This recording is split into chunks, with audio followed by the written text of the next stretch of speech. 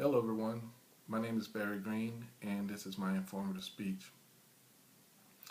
I chose to cover the topic of coastal erosion, specifically coastal erosion along the Louisiana coast.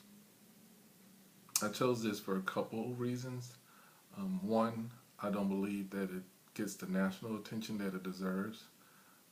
This is a subject that affects all of us, regardless of where you live in the country.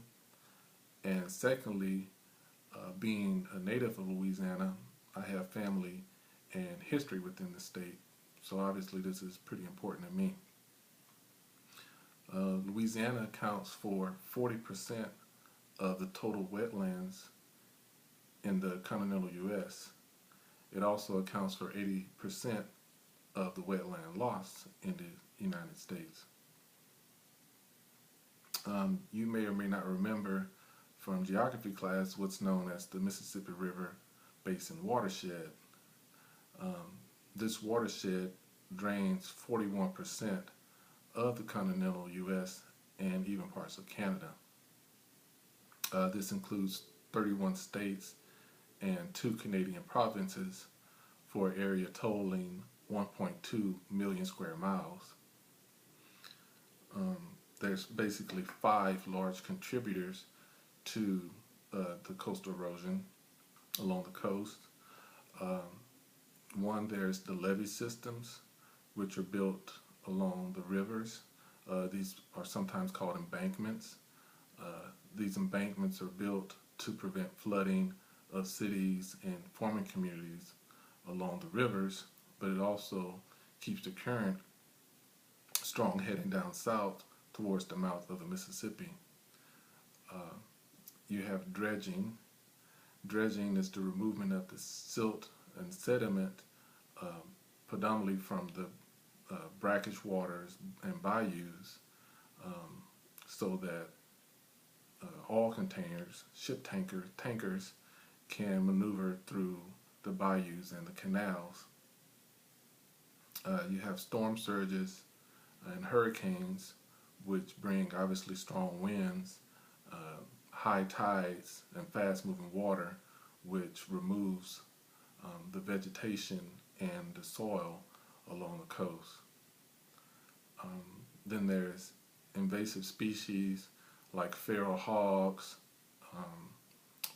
wild boar, nutria.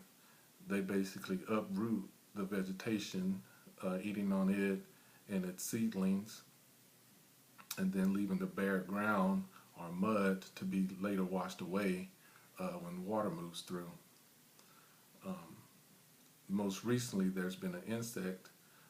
This insect is of Asian origin. It's called the Rojo cane mealybug.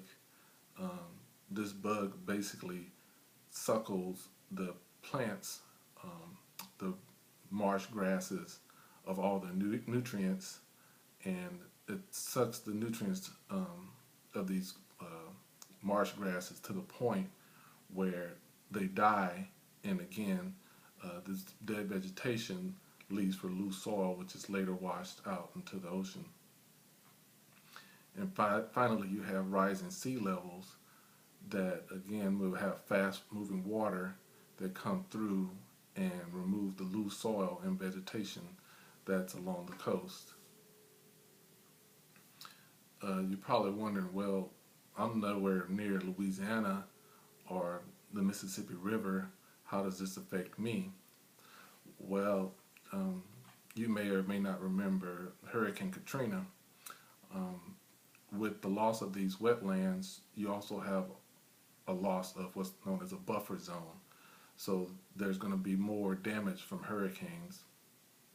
So all those people, and again, an example of Hurricane Katrina, whole cities and, well, even the areas around New Orleans had to be evacuated. So if you already feel that your community is full of traffic, maybe there's a housing crisis, there's not enough housing, and it's expensive, well, it's only going to get worse because you're going to have thousands of people coming into your city in cases like that. You also have increased fuel prices.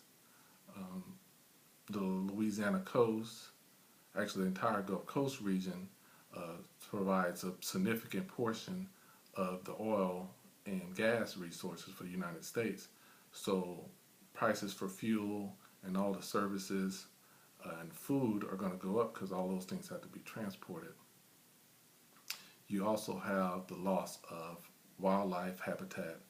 Hundreds of species of birds and fish and land and marine mammals are losing their natural habitat. Um, Many of these animals are already endangered. So I hope that this information brings a little awareness of a situation that affects us all. Thank you.